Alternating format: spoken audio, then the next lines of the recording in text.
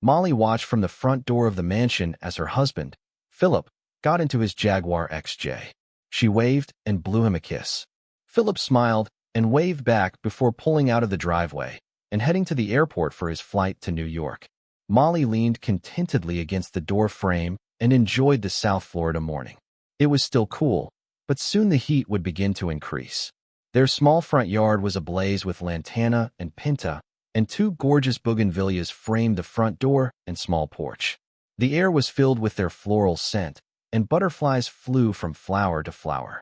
Molly was a red-haired 30-year-old beauty with an outgoing personality and a fiery, independent streak. She was an editor at a publishing house that worked primarily with authors of romance novels and other fiction aimed at female tastes.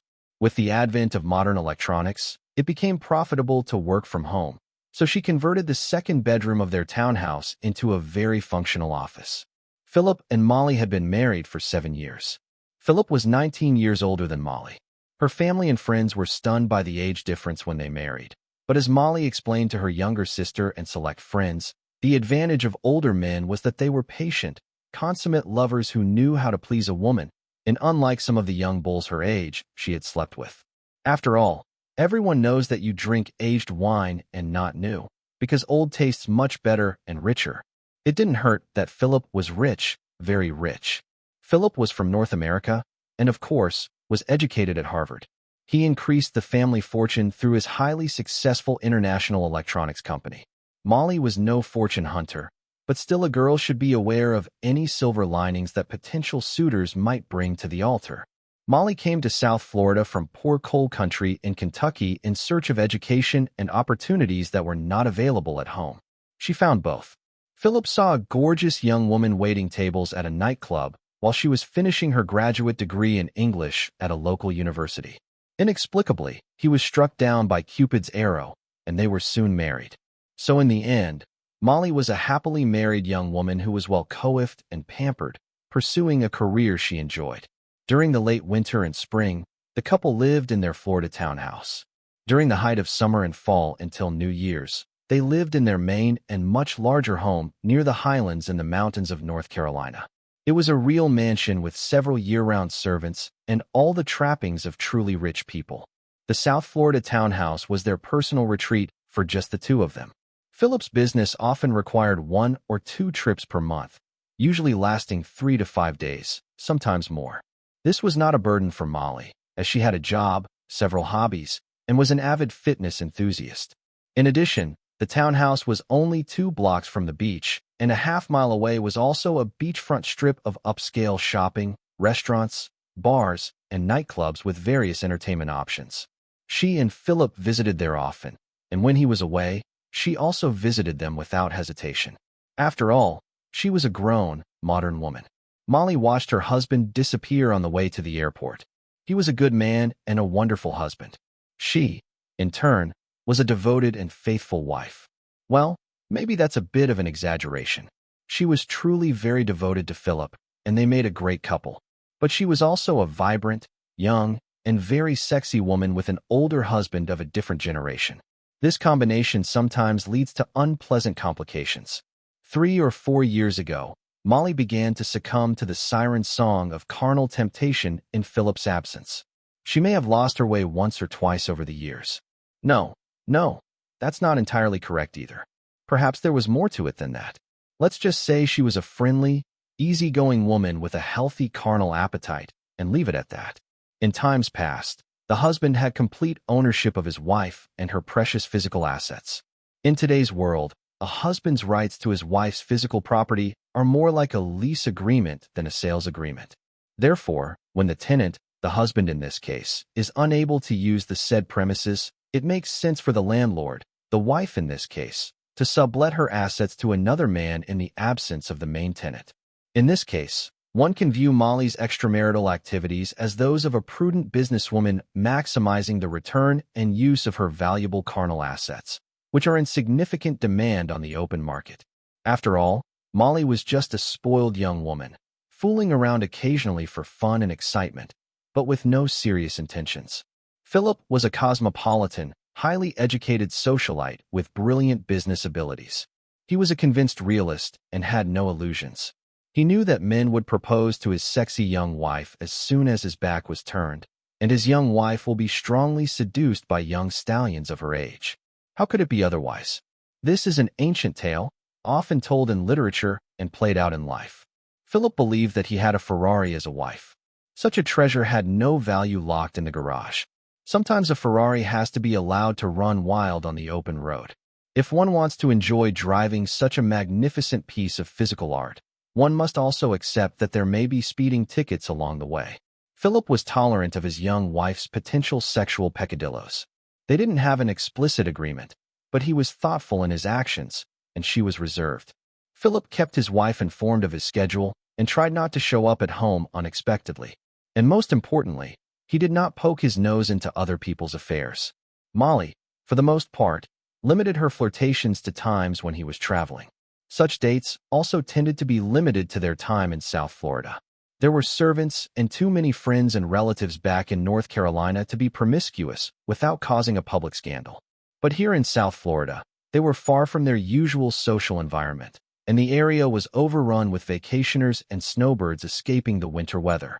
In this anonymous mass, prey was plentiful and easy for such a sexy, young creature like Molly. Molly looked outside, towards the beach. Andre walked briskly, just in time. He was a slender, dark-haired, cheerful man about her age.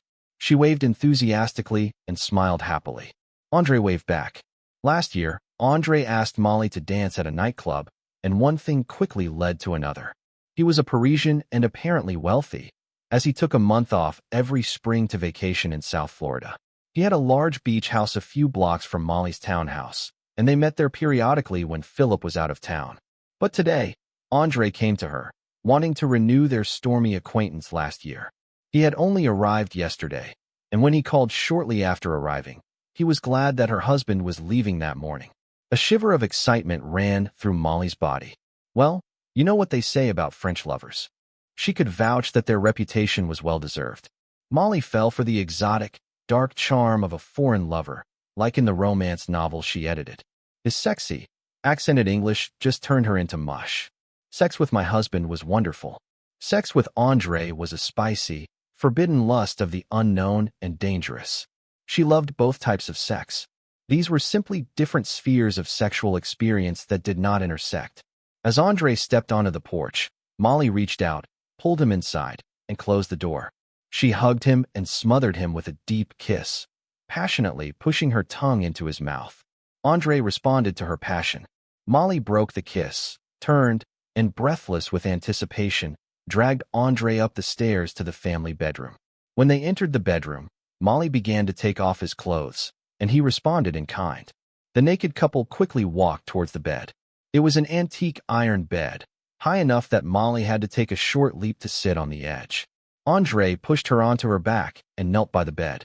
Andre began deliciously kissing Molly's prized assets as her legs dangled from his shoulders, squeezing, straining, and twitching erratically in spasms of pleasure. She ran her fingers through Andre's dark hair and hugged him tighter. Then footsteps were heard on the stairs and a fatal call. "Darling," because her attention was diverted by Andre's ministrations between her thighs, Molly didn't hear her husband's car pull up, the automatic lock on the car door jingle, and the front door open. The most terrible moment of the adulterous encounter has arrived. The unsuspecting husband suddenly appears on the scene. Andre's head shot up between Molly's legs, eyes wide with alarm.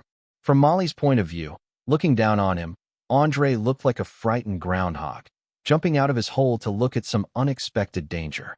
The approaching catastrophe of her husband's imminent arrival at the amorous spectacle precluded any delay. Otherwise, Molly would have shuddered with laughter at the sight of Andre between her thighs, looking around in horror. Andre hissed, "Your husband," simultaneously with Molly's hiss, "My husband. Honey, the airline sent a message that my flight was canceled. I'll take a later flight." The couple jumped out of bed. They heard Philip's slow footsteps as he walked up the stairs. It was a dull blow of fate, approaching step by step. Andre grabbed Molly's hand and whispered hysterically, "My God, what should we do?" Andre was scared. Molly thought there was something. The deceived husband, upon discovering an intruder in his wife's bed, often reacts quite violently with anger, usually directed at the intruder. Philip's muscular and athletic physique was part of her attraction to him. At one time, Philip was even a moderately successful heavyweight in the Harvard Boxing Club. Andre was more of an intellectual type, inclined towards poetry and art rather than sports. If it came to a conflict, there could hardly be any doubt about the result, despite their different ages. There was little choice, accept and surrender to Philip's mercy or hide Andre. Molly feverishly assessed the worsening situation, like a general on the battlefield holding back a catastrophic defeat. Philip was too close for Andre to sneak into her office in the second bedroom. Both the closet and the bathroom would provide initial cover, but there was no cover inside if Philip happened to look in there. But the antique bed has at least a 30-inch gap, and the blanket hangs almost to the floor. Molly pushed Andre towards the bed and hissed insistently, "Get in deep and lie still, no matter what happens." Andre did not hesitate. He threw himself on the floor. There was a dull thud as Andre's head hit the lower iron railing. Andre chuckled, stopped, and grabbed his forehead. Molly put her foot on Andre's bare bottom, pushing him forward, and desperately whispered, "For God's sake, hurry up." Andre redoubled his efforts, crawling under the bed. The last thing Molly saw was his shuffling feet, desperately pushing his bare buttocks and legs under the bed. My God, this is turning into a vaudeville farce or one of Shakespeare's twisted comedies, she thought. Molly smoothed out the blanket where they had crumpled the surface a minute before. Jumping off the bed, she grabbed their discarded clothes and shoes, which lay in a heap on the bedroom floor. Molly rushed into the bathroom and shoved everything into the dirty clothes basket. She sang, "I'm in the bathroom. Dear, I'm drawing a bath." With these words, Molly turned on the bathtub faucet. She was a versatile girl and periodically enjoyed sensual relaxation by reading trashy novels.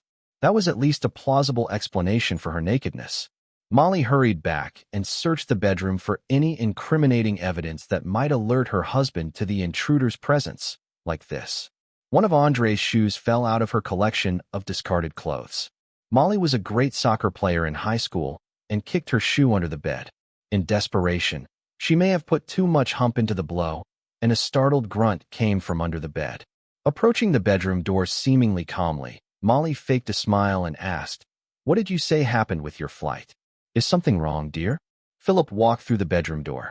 His large, muscular figure, dressed in a sharp, briny suit, exuded an air of competence and masculinity.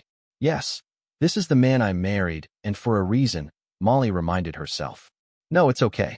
The airline texted me halfway to the airport that my flight was canceled and I was rebooked on a later flight.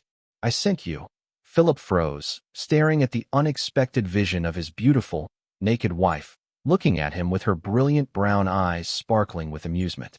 Perhaps that spark was fear or excitement rather than amusement, or perhaps it was a combination of all three. "I didn't expect such a nice welcome home. As I said, I sent you a message saying I was coming home and suggested we have a cup of coffee with one of those beautiful blueberry muffins, which you prepared this morning." Among her many talents, Molly was also an accomplished cook. She enjoyed preparing food and culinary delights for Philip. Molly struck a saucy pose, sticking her hip out and brazenly raising her hand on her hip. "I left my phone downstairs and didn't see the message. Well, I was going to take a good soak before I started my editing job." She continued to tease. "I suppose I can be persuaded to put it off for coffee and muffins with my husband." Molly turned and retreated into the bathroom, turning off the tap. She shouted over her shoulder, "And how much time do you have, dear?" As Molly reached for the robe hanging on the bathroom door, two muscular arms wrapped around her and effortlessly lifted her off the ground. Philip carried his struggling and laughing wife to the bed, where he laid her face down on the blanket. He held her there with one hand, removing her clothes while she playfully tried to run away. After all, she had no desire to actually shy away from what was about to happen.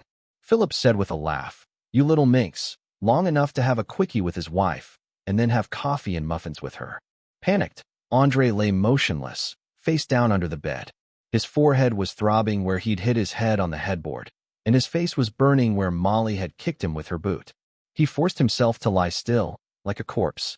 He had seen Philip and Molly several times last year. He had no desire to come face to face with the big man whose wife he had so thoroughly fooled last year and had just tried to repeat. Andre suspected that such a confrontation would not end well for him. Andre could hear everything that was said between the wife and husband and observe what was happening. Well, he could watch what was happening on the floor. He heard Molly land on the bed above him and saw her husband's clothes cascade to the floor and be tossed aside. Apparently, Philip spread Molly's legs. Andre had Molly's engine firing on all cylinders before her husband arrived. Now she was warmed up and hot. The bed began to heave rhythmically, accompanied by Molly's smooth, happy sighs that Andre knew so well from last year. As the pace quickened, Andre began to fear that the 200-year-old cast-iron bed frame would undergo a brittle stress fracture and leave him trapped under the springs, the mattress, and the vigorously copulating bodies. The bed shook, creaked, and groaned, as if she was having a nervous breakdown. The steady slapping of flesh on flesh was accompanied by Molly's frantic cries. "Yes, baby, yes." Finally, Philip let out a bullish roar, rising to his tiptoes, and Molly's legs disappeared from Andre's sight. Molly's joyful cries of "God" announced that everyone involved was enjoying successful copulation. The gasping couple sat on the edge of the bed, catching their breath. Molly exhaled, "God, I'm so glad the plane was canceled." Andre, relieved that the bed frame had withstood the dynamic load of the couple's love fest, watched his ankles make their way to the bathroom. Molly pushed Philip towards the shower and ordered, "Take a quick shower, get dressed, and come back. I'll make fresh coffee and heat up the muffins." Molly grabbed her robe from the back of the bathroom door and put it on. She blew a kiss to her husband while he was taking a shower and then returned to the bedroom. Molly tiptoed over to the bed and knelt down to look under it. She covered her mouth to suppress a giggle. Naked, Andre lay motionless right under the place where her husband had just turned off her light. The absurd irony of the situation tickled Molly's funny side. A nasty yellow-blue welt from the bed frame formed on Andre's forehead, and his right eye began to turn black from the blow from the boot. "You poor thing," Molly exclaimed quietly. She put her finger to her lips and whispered, "Shoo, do not move. The floor squeak, he will hear you.